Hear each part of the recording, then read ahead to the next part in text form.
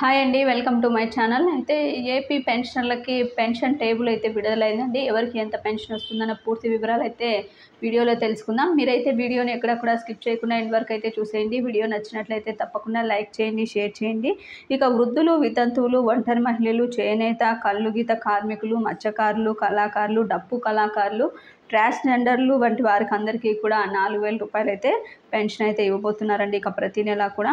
ఇక దివ్యాంగులకి 3,000 రూపాయలు నుంచి 6,000కి అయితే కూటమి ప్రభుత్వం పెంచడం జరిగింది.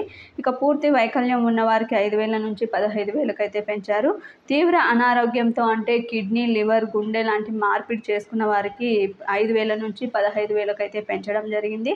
ఇక ఈ విభాగంలోనే పెన్షన్ పొందే వారి సంఖ్య 24,318 అయితే ఉంది. పెన్షన్ల పెంపు వల్ల ప్రభుత్వంపై నెలకి 819 కోట్లు అయితే అదనపు ఖర్చు అయితే పడిందండి. ఇక పెన్షన్ల కోసం 44,008 కోట్లు ఒక్క రోజులో పంపిణీ అయితే చేస్తుంది టీడీపీ ప్రభుత్వం. ఇక గడిచిన 3 నెలలకు కలిపి పెంచిన మొత్తం కూడా ఇవ్వడం వల్ల రాష్ట్రంపై 1,650 కోట్లు అదనంగా ఖర్చు అయితే పడింది.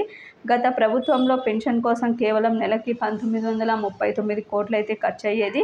దాదాపు 1,20,097 మందితో పెన్షన్ పంపిణీ కార్యక్రమానికి శ్రీకారం అయితే చుట్టారు.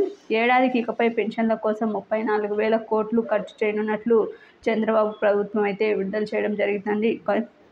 ఇక షెడ్యూల్ ఏ విధంగా ఉందని ఒకసారి గమనించినట్లయితే సోమవారం ఉదయం 5:45 నుంచి ఈ యొక్క పెన్షన్ల పంపిణీ అయితే జరుగుతుందండి. సాయంత్రం 7:15 వరకు కూడా ఈ యొక్క పెన్షన్ల పంపిణీ అయితే ఈరోజు జరుగుతుంది.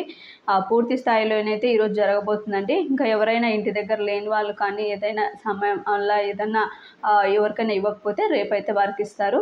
ఇది ఇప్పటి వరకు ఉన్నటువంటి లేటెస్ట్ అప్డేట్. మీకు ఈ వీడియో నచ్చినట్లయితే తప్పకుండా లైక్ చేయండి, షేర్ చేయండి. Thank you for watching.